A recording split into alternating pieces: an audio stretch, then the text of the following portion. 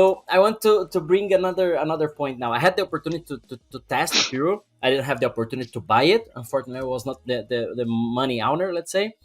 But I remember one good feature, which was I think it's a timeline that you could check for a specific developer, for example, and you have the timeline of commits and so on. So per each commit or each activity, let's say, it was pointing like, okay, Casio as developer has done this pull request and there was a secret on the code. Or on the other pull request, there was a SAS finding. Or in this other one, a component with vulnerability. So this was a very good feature where I could not track my users, but understand which of them like need training, for example, or improvement on security skills and this kind of things, which is something that I don't see in any kind of solutions. How can I assess the developer if he knows about security? Checking the code itself or code review, but it can take time. And this kind of feature was to me was like magic. Like, okay, I can just track and like who from my team I should provide, I don't know, SQL injection training or best practice security training, whatever, just based on this specific information. Huh? And then comes to the question now. Do you think this is a good approach, like tracking these guys somehow to provide training? Because can be also offensive for developers. I was developer. I hated when someone come, your code has a vulnerability. Like, what? I did the perfect code, it's working, they tested, I don't care about security. It was on the past.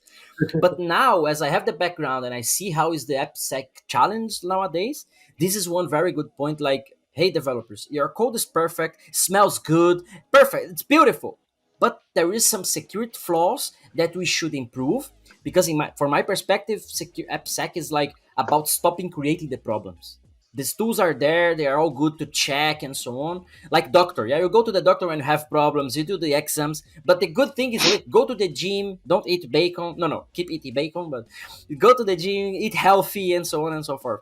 So, do you think it's a good approach, like to check these developers and to provide these trainings? Not to, because I'm not a fan of this tracking, like just to point the finger. You are coding too much vulnerabilities. You are pushing too much shit code. How do you see this, guys?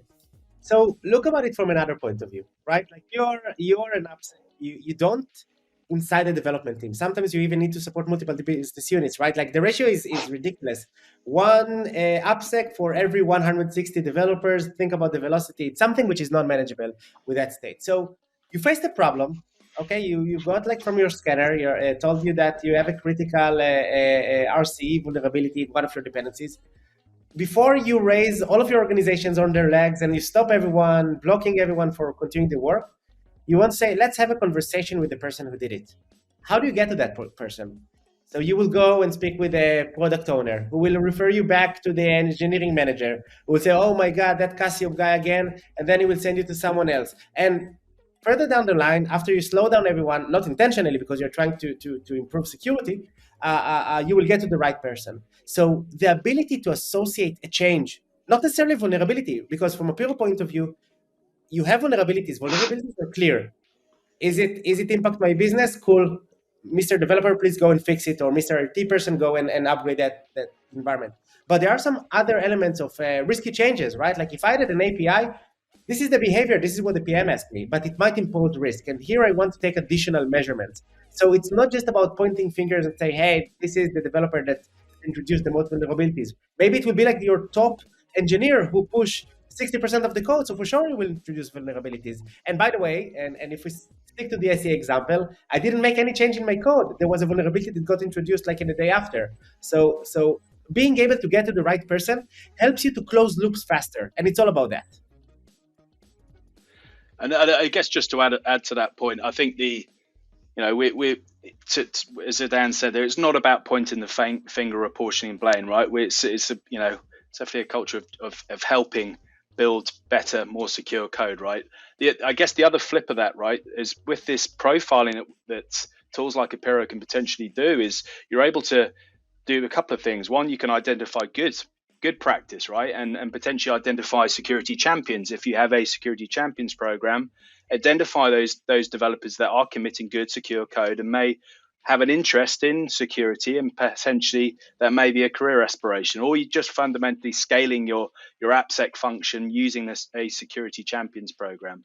Conversely, we hooking into training platforms, you can make sure that developers get the right contextually assigned training materials based on maybe some bad code that they've or some issues they may have introduced. So it's all about helping, and it's certainly not finger pointing exercises in terms of apportioning blame.